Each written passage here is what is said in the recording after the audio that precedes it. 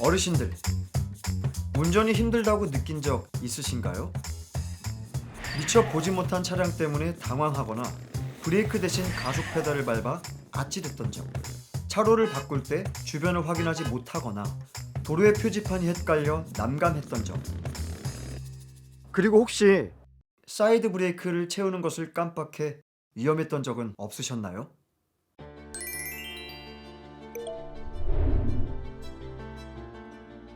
점차 운전하는 것이 어려워지는 현상은 누구나 경험하게 됩니다. 통계에 따르면 전체 사망사고 가운데 65세 이상 운전자가 일으킨 사망사고가 큰 비중을 차지하고 있다는 것을 알 수 있습니다.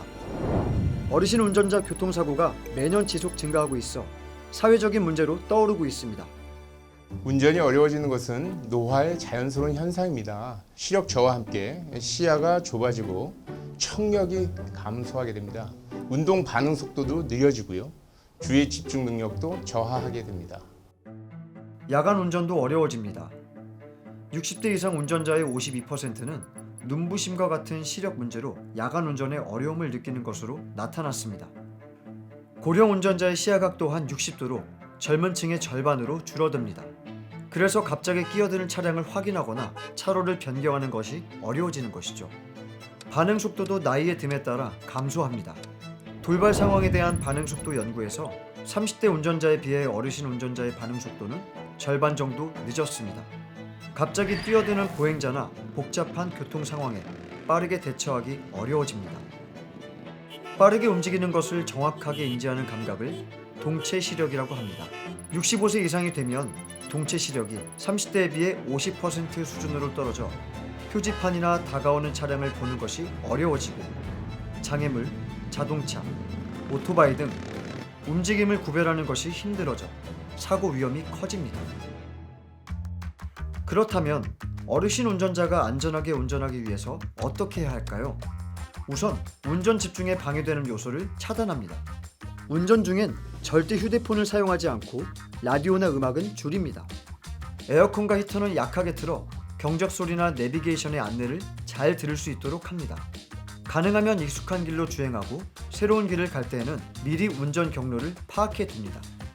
야간 운전이나 복잡한 도로, 장거리 운전은 피하는 게 좋습니다.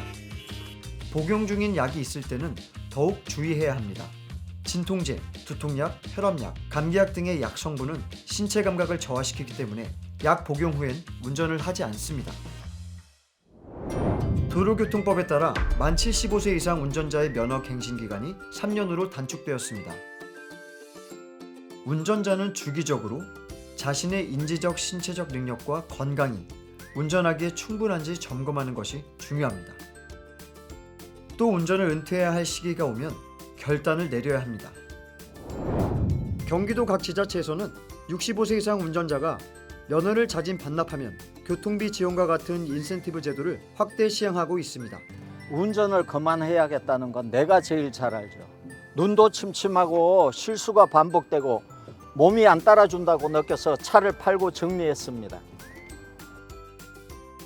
어떤 운전자라도 언젠가는 운전을 멈추어야 할 때가 오게 됩니다. 운전을 졸업한 후의 삶을 미리 계획하고 설계해보는 것은 어떨까요? 지금까지 어르신 안전 운전 방법에 대해 알아보았습니다. 휴대폰을 절대 사용하지 않고 소리 볼륨과 풍량을 낮추어 운전에 집중할 수 있도록 합니다. 가능한 익숙한 길로 주행하고 운전 경로는 미리 파악해 둡니다. 야간이나 장거리, 복잡한 도로 운전은 되도록 피합니다. 신체 감각을 저하시키는 약 복용 후에는 운전을 하지 않습니다. 운전 능력을 주기적으로 점검하고 운전이 어려운 상황이라면 면허 자진 반납 제도를 이용해 주세요. 나와 타인의 생명을 지켜줄 안전운전 수칙, 즐거운 노년 생활을 위해 꼭 기억해 주세요. 어르신 안전운전, 경기남부경찰청이 함께합니다.